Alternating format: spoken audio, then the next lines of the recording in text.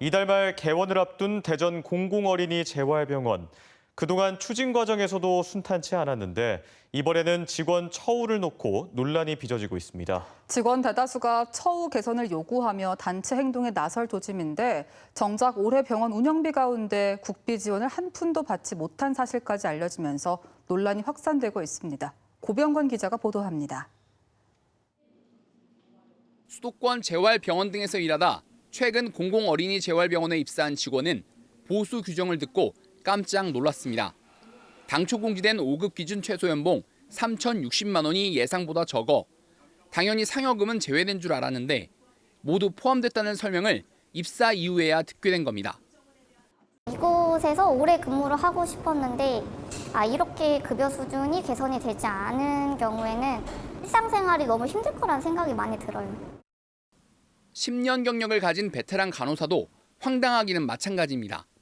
근속, 위험근무, 직급, 가족 등 기본적인 수당조차 없었기 때문입니다. 법정 수당 이외에 일반 병원에서 이제 보통으로 주던 그런 수당들이 하나도 없는 거예요. 그러니까 임금이 기존에 받던 거에서 거의 평균 월에 100만 원 정도 이상의 차이가 나버리니까.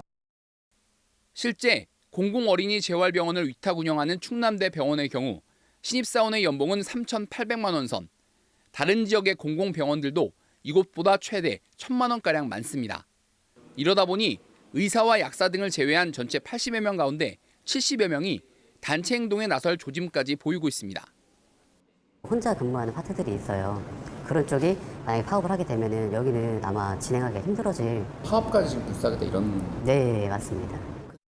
더욱이 병원은 공공어린이 재활병원임에도 운영비에서 국비를 전혀 지원받지 못한 것으로 드러났습니다.